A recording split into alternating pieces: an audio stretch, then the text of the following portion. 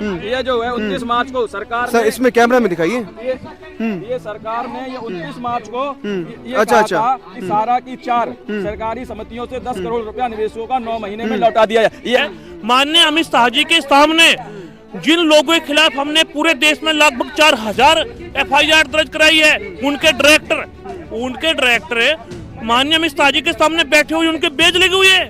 हमारे पास सबूत है 4000 एजेंट्स और जमाकर्ता जो इससे जुड़े थे, इस प्रभावित होकर आत्महत्या सुसाइड कर लिया। रजिस्ट्रियां की हैं, ये जमाकर्ताओं की रजिस्ट्रियां हैं। जमाकर्ता ने किसी ने पैसा नहीं दिया, उसने ये कहा कि आप हमसे पैसा लेके गए थे, रजिस्ट्री आप करो। हमें कोई ये हमने किसी के हमारे पास 1000 अकाउंट हैं, 25 रुपए एक रजिस्ट्री के लगे हैं। हम करीब 24 साल मैंने सहारा इंडिया में दिए थे, काम किया था। मेरा लाखों रुपए, मेरे जमाकर्ताओं का करोड़ों रुपए जो आज फंसा हुआ है। और देश मार्च में हमने जो है आंदोलन किया था, मध्य प्रदेश विधानसभा का घेराव किया था। मेरा स्वयं का जो अगर पर्सनल देखा जाए तो 25 लाख है, परिवार का जो है। अभी हम इस समय जंतर मंतर पे हैं और यहाँ पर जो है सहारा इंडिया का बहुत ही बड़ा प्रोटेस्ट चल रहा है। अब देखिए सहारा इंडिया में क्या है कि सहारा इंडिया में लोगों ने निवेश किया था, बहुत सारे लोग थे इसके अंदर, तमाम तरह के लोग थे जुड़े हुए सहारा इंडिया में जिन्होंने निवेश किया था और सहारा इंडिया डूब गई। सरकार ने तो ये कहा है कि 10,000 रुपये मिलेगा, रजिस्ट्रेशन करवा लीजिए, 10,000 रुपये सबको मिलेगा। सर इनसे हम पूछेंगे, पहले बात बताइए सर कहाँ से आए हैं आप लोग? देखिए मैं मध्य प्रदेश से हूँ और संयुक्त ऑल इंडिया जन आंदोलन संघर्ष न्याय मोर्चा एक संगठन है, उसका राष्ट्रीय महासचिव हूँ। और करीब 24 साल मैंने सहारा इंडिया में दिए थे, काम किया था। मेरा लाखों रुपए, मेरे जमाकर्ताओं का करोड़ों रुपए जो आज फंसा हुआ है। और देश में करीब 13 करोड़ निवेशक जो हैं वो आज परेशान हैं भुगतान के कारण। अब सरकार तो कह रही है कि 10,000 रुपये सबको दिया जाएगा, आप रजिस्ट्रेशन करवा लीजिए। कुछ बीच में चला था, अमित शाह ने खुद कहा था ये बात। कहा था, आपकी बात 101% सच है। लगातार हमने चरणबद्ध तरीके से 2018 से और वर्तमान तक जो आंदोलन किया, उसी का नतीजा है कि सरकार बैकफुट पर आई। और मार्च में हमने जो आंदोलन किया था, मध्य प्रदेश विधानसभा का घेराव किया था, जिसमें लगभग 7 विधायक और 2 पूर्व मंत्री हमारे जो आंदोलन को समर्थन करने के लिए आए थे। उसी दिन के बाद में 18 विभागों को बिठालते हुए अमित शाह जी ने वो सहारा सेवी केस में सुप्रीम कोर्ट गए और अटॉर्नी जनरल के माध्यम से सहारा सेवी केस अकाउंट से कितने पैसे फंसे हैं आपके? कितने पैसे हैं इसमें? मेरा स्वयं का जो अगर पर्सनल देखा जाए तो 25 लाख है, परिवार का जो है। माननीय अमित शाह जी के सामने जिन लोगों के खिलाफ हमने पूरे देश में लगभग 4000 FIR दर्ज कराई है, उनके डायरेक्टर माननीय अमित शाह जी के सामने बैठे हुए उनके बेज लगे हुए हैं। और वे आरोपी है डायरेक्टर, यानी कि हत्या के आरोप भी और आत्महत्या के आरोप भी उन पर लगे हुए हैं। लेकिन अमित शाह जी अपने प्रोग्राम में उनको शामिल करते हैं। सर उम्मीद क्या है आपको? सरकार से उम्मीद है क्या? सरकार से उम्मीद, सरकार जुमलेबाजी करती है। हरिद्वार के प्रोग्राम में एक सेमिनार में खुल्ला मंच पे कहा था कि जमाकर्ताओं को सहारा के निवेशकों को भुगतान नहीं होया करता था, मतलब कि नहीं होया करता था। भाषणबाजी देखिए अमित शाह जी की, नहीं होया करता था। और अब हमने माननीय सुप्रीम कोर्ट से आदेश लेकर 5,000 करोड़ रुपए लिया, जिसको हम सहारा के सभी जमाकर्ताओं को पैसा वापस करेंगे। ये जुमलाबाजी देखिए ना, अब क्या कहे। अच्छा सर एक बात बताइए, चुनाव आ रहा है, सॉरी मैं इसको पॉलिटिकली एंगल से भी कनेक्ट करके देख रहा हूँ आप लोगों की। 3.5 महीने के बाद अभी लोकसभा का चुनाव आने वाला है देश के अंदर। कितना असर होगा चुनाव के ऊपर अगर सरकार आपकी तरफ से, आपकी जो सहारा के जितने भी जमाकर्ताओं के पीछे 65 करोड़ परिवारजन हैं और जिनका पैसा फंसा हुआ है। हमने सहारा का भुगतान का मुद्दा, अगर सहारा का संपूर्ण भुगतान नहीं तो वर्तमान की मोदी सरकार को मतदान नहीं, यही विकल्प और इस विकल्प के अलावा कुछ नहीं है। आज सहारा का कार्यकर्ता और जमाकर्ता क्या करे, मर जाए? आज जमाकर्ता के कारण जो स्थिति है, आज जमाकर्ता आज ये परेशान है कि कल हमारे एक साथी जो है फांसी लगाकर गाजियाबाद में आत्महत्या कर लिए। एक साथी हाँ यहाँ आंदोलन में आते हुए ग्वालियर में उसको हार्ट अटैक आ गया और हाँ डिप्रेशन में। और एक साथी कल हमारे ही होटल में रुका था, वो जो है कल बाथरूम में गिर गया, उसको भी हार्ट अटैक आया। वो तो ईश्वर का अच्छा था कि वो बच गया। आज इनकी धोखाधड़ियों को किसी ने अगर धोखाधड़ी की तो सहारा की धोखाधड़ियों को मैंने FIR की सुब्रत राज सहारा और इनके डायरेक्टरों पर। अगर आज इनको आवेदन मिल रहा है, आज इनकी गिरफ्तारी नहीं हो रही तो कहाँ है कानून, कहाँ है संविधान? कुछ सरकार को आप लोगों ने अल्टीमेटम दिया है क्या? हम विगत 2018 से ज्ञापन का खेल खेलना है, ये तीसरा प्रोटेस्ट है हमारा। आज दूसरे दिन बैठे हैं। अल्टीमेटम दिया है, जिस तरीके से NPS वालों ने अल्टीमेटम दिया है, सब दिया है। मैं आपको बताऊं, वो महामहिम राष्ट्रपति को लेटर दे दिया गया, उनको रिसीव ले लीजी गई।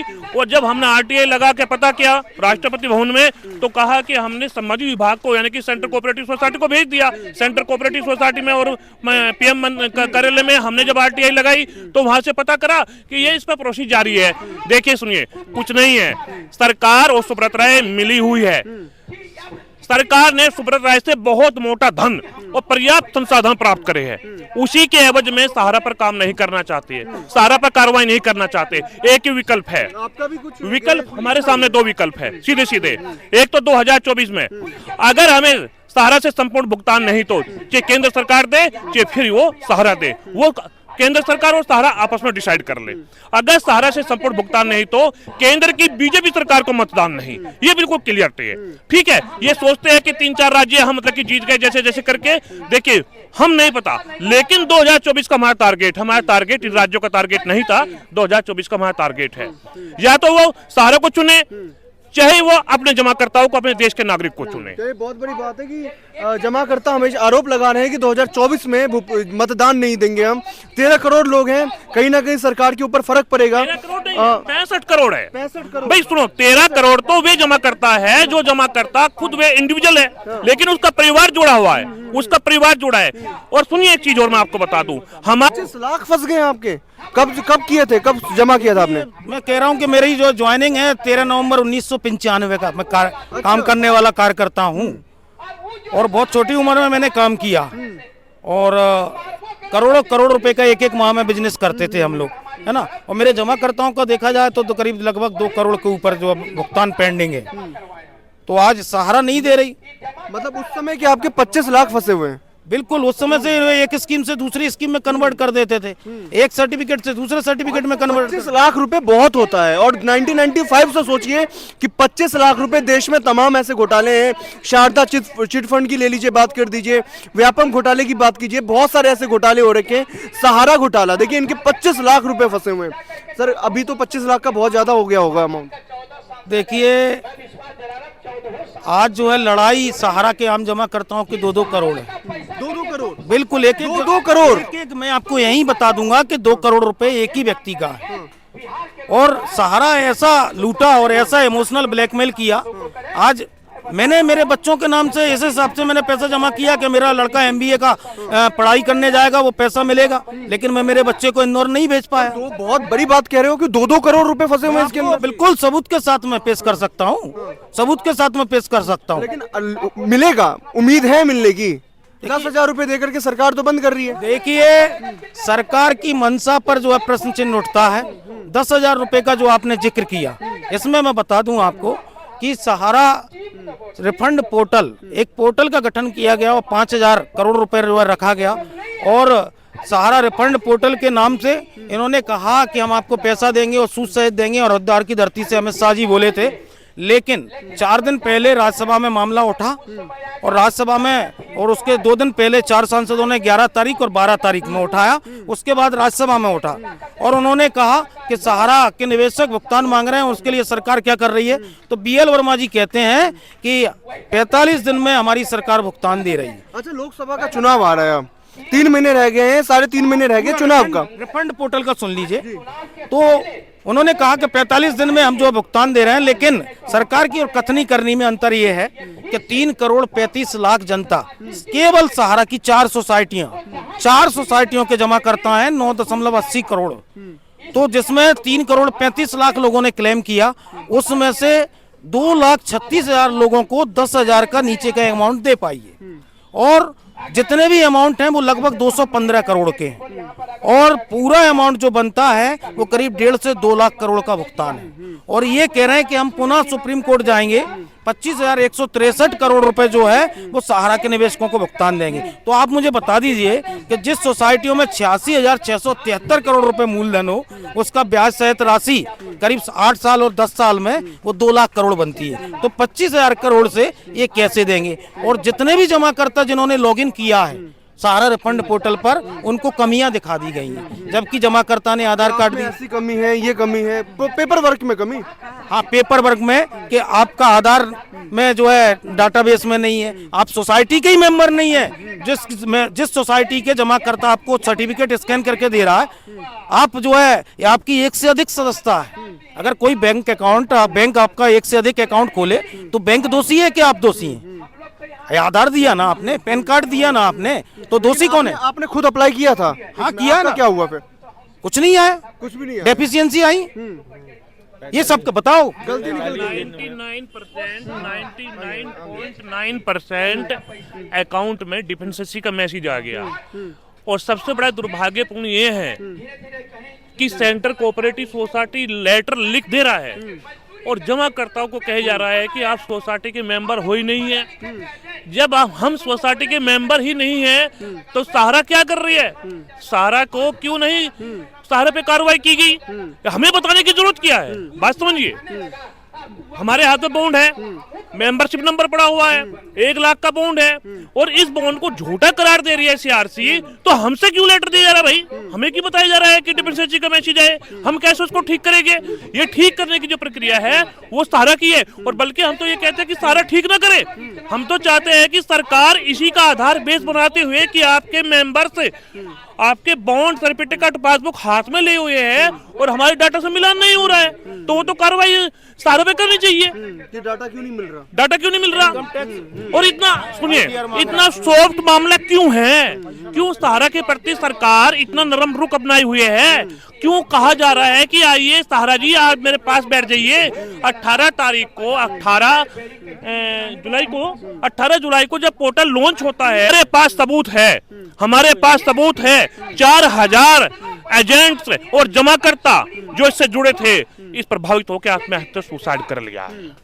हमारे पास सबूत है, ये मैं आपको बता देता हूँ। और सेंटर कोऑपरेटिव सोसाइटी, ये सर देखिए, ये जो है 29 मार्च, एक सेकंड, ये सर 29 मार्च को कई अखबारों में बताया गया था, उत्तराखंड की रैली अमित शाह जी ने, कि ये 9 महीने के अंदर भुगतान हो जाएगा। सीआरसी में आप लोग जो है 9 महीने में भुगतान हो जाएगा। कटिंग दिखाइए। ये कहा गया, ये कटिंग, ये कटिंग दिखाइए। एक सेकंड सर, आपके हाथ में कटिंग है, कटिंग देखिए। ये अमर उजाला, ये अमर उजाला की कटिंग है जिसके अंदर जो है कहा गया था सरकार की तरफ से। हाँ, ये जो है 29 मार्च को सरकार सर इसमें कैमरा में दिखाइए। ये सरकार ने ये 29 मार्च को ये अच्छा, कहा था कि सहारा की 4 सरकारी समितियों से 10 करोड़ रुपया निवेशकों का 9 महीने में लौटा दिया है। ये अखबार मेरा नहीं है, ये अमर उजाला है। ये देश के जितने भी प्रिंट मीडिया, इलेक्ट्रॉनिक्स मीडिया, जितने भी सोशल मीडिया थे, सब में ये कहा गया था 9 महीने के अंदर भुगतान हो जाएगा। 9 महीने तक हमको ठगा गया। हमने सर ये रजिस्ट्रियां की, ये रजिस्ट्रियां की हैं, ये जमाकर्ताओं की रजिस्ट्रियां हैं। जमाकर्ता ने किसी ने पैसा नहीं दिया, उसने ये कहा कि आप हमसे पैसा लेके गए थे, रजिस्ट्री आप करो। हमें कोई, ये हमने किसी के, हमारे पास 1000 अकाउंट हैं, 25 रुपए एक रजिस्ट्री के लगे हैं, हमने 5-6 हजार अपने पास से, ये कुछ रसीदें हैं मेरे पास सर, ये लेके आए हैं। इसका कोई रसीद और कुछ कटिंग लेकर के आए हैं जिसके अंदर ये कहा गया है सरकार की तरफ से। अमर उजाला, अमर बात सर, ये एक जुमला साबित हुआ, सीआरसी से 1 भी रुपए का पेमेंट नहीं हुआ। उसके बाद सर 18 जुलाई को एक पोर्टल लॉन्च किया गया, उसकी एक कटिंग है। पोर्टल लॉन्च किया जी गया सर, था सरकार की तरफ से, जिसमें देश की सारी प्रिंट मीडिया, इलेक्ट्रॉनिक्स मीडिया, सारे अखबार, न्यूज चैनल, सोशल मीडिया, सारे वहां पर थे। ये एक अखबार की एक कटिंग है जिसपे दिया गया है सहारा के निवेशकों का 45 दिन के अंदर मिल जाएगा पैसा। ये देखिए अमर उजाला की कटिंग है सर। अमित शाह इसमें बैठे हुए, माननीय गृह मंत्री और सहकारिता मंत्री बैठे हुए हैं सर। लेकिन मैं आपको बता दूं, देखिए आपने पोर्टल की बात की ना, देश के समस्त जमाकर्ताओं को बेवकूफ बनाया गया, पोर्टल जारी कर दिया गया। मैं आपको बता दूं, जो माननीय सुप्रीम कोर्ट ने एक समिति बनाई है, आर सुभाष रेड्डी, माननीय रिटायर्ड जज आर सुभाष रेड्डी और मौजूदा वकील साहब गोरख कुमार अग्रवाल, इनको 20 लाख रुपए महीना जाता है, 20 लाख रुपए महीना। लेकिन जब हम केंद्र सरकार से हमने पूछा कि इनका पता दे दीजिए, इनका एड्रेस दे दीजिए, ये कहाँ रहते हैं आधिकारिक रूप से, लेकिन कितना दुर्भाग्यपूर्ण है कि भारत सरकार के पास इनका एड्रेस पता है ही नहीं है। ये कितना दुर्भाग्यपूर्ण है। हमारे पास इसका आरटीआई जवाब है। तो आप क्या मानते हैं इस चीज को? देखिए सर, ये जो पोर्टल पे लॉगिन करवाया गया था, ये पोर्टल पे जो लॉगिन करवाया गया था, मेरे सर 40 अकाउंट थे। 18 जुलाई को पोर्टल जी 18 जुलाई को पोर्टल लॉन्च हुआ। हमने तुरंत नहीं लॉगिन किया। जब लोगों का 10,000 रुपए आने लगा तो हमने भी ये 12 सितंबर 2023 को हमने पोर्टल पे लॉन्च किया। मेरा नाम अफसार मंसूरी है। मेरे 40 अकाउंट है, लगभग 6 लाख रुपया सर 6 लाख रुपया हमने जमा किया मूलधन, ये मेरा है सर, ये मेरी माता जी कमरुन निसा, उनके 20 अकाउंट है, दोनों का मिला के लगभग 11 लाख रुपया सर बैठता है। इस पे ये पैसा देने तो दूर की बात है, उस पे ये आया, सुनिए पूरी बात सुनिए, ये आया कि आपने 6 लाख रुपया ये लाए कहाँ से, इनकम टैक्स का वो दे दिया गया कि आप बताइए अपना स्रोत कि 6 लाख रुपया आप लाए कहाँ से। तो सर और बता दिया आपकी आईडी फर्जी है, आपके सारा के कागज फर्जी हैं सर, फर्जी कंपनी है, फर्जी हम है। इन्होंने जो है इन्होंने कटिंग भी दिखाई पेपर पे, इन्होंने वो भी दिखाया जो इन्होंने रजिस्ट्रेशन किया था, और इसके बाद इनका भी आरोप है कि जो इनकम टैक्स इनके ऊपर ही बिठा दिया जाता है कि 6 लाख रुपए आए कहां से। बहुत परेशान है, काफी बार इन्होंने धरना भी दिया है, लेकिन शायद इनकी आवाज जो है सरकार तक नहीं पहुंच पा रही है। 13 करोड़ तो वो लोग हैं जिन्होंने इसमें निवेश किया था, बाकी उसके साथ जो परिवार है अगर उसको मिला लिया जाए तो 65 करोड़ के आसपास हो जाता है। कैमरा पर्सन सनी के साथ मैं राहुल झा, आप देख रहे हैं द बेबाक।